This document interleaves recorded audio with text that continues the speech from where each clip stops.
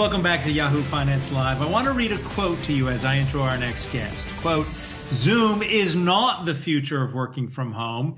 It's like a prison where movement from one conversation to another is almost impossible. Can I get an amen on that? Because the author of that quote, the person who said that, is joining us now.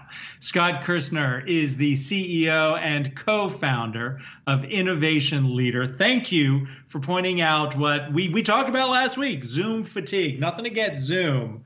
But what you're talking about is the innovation economy and looking, I would say, for the next disruptors. So who are they?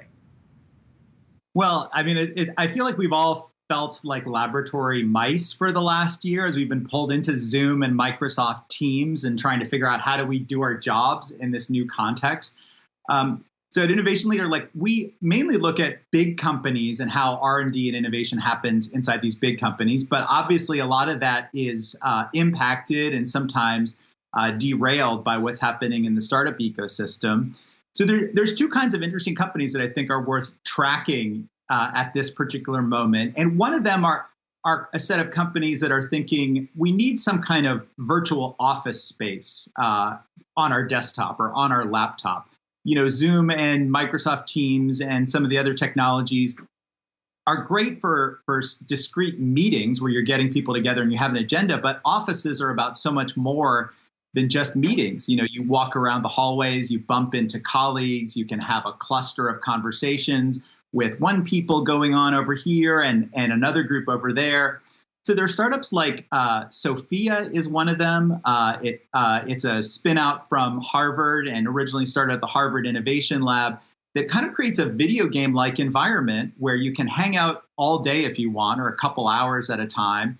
And people can actually walk up to you at the coffee bar or at the virtual foosball table and strike up a conversation or potentially play a quick game with you, which brings some fun back to the workplace. We forget that offices sometimes used to be fun. There's another interesting one in the office arena called Verbella that similarly feels like a video game kind of environment that you can roam around. Verbella actually feels like you've got an entire campus, so you can have meetings outdoors at a table. You can have meetings in a conference room. You can go to big events and expos in Verbella. It's a San Diego based company. And then there's a whole other category of companies that have started to explode that are all about hosting conferences or hosting trade shows online. And some of those have been raising crazy amounts of venture capital money. They're all mostly still private companies like Hopin, Swapcard, Remo, that are really saying, you know, you don't want to do a conference in Zoom. Right. We're trying to provide new environments for that. Well, Scott, it sounds like a lot of this has been because of the pandemic in terms of when we're trying to identify the next big thing. Is there anything or any trend that we saw before the pandemic that you still think is a big name to watch? It maybe doesn't have to do with working from home or this new virtual environment that we are all in, at least right now.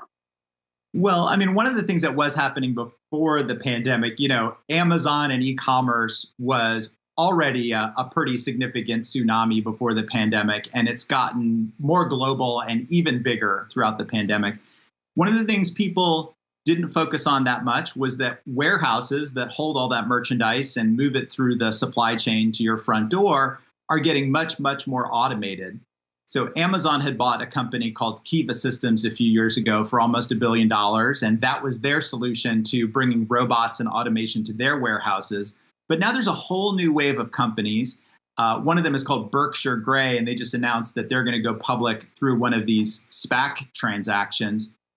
But Berkshire Grey is just one of the companies that's saying, hey, Amazon has their solution. We're going to create a solution for everybody else that's selling groceries online, that's selling drugstore items online, that's selling furniture online, and help them make their warehouses more efficient. Scott, we only have about 45 seconds. Very quickly, this whole work from home phenomenon, not tomorrow, not next year, but eventually regulators, tax entities, cities, they're going to start looking at this and saying, unions are going to say no more. Is anybody addressing that issue in the companies that we've just been talking about?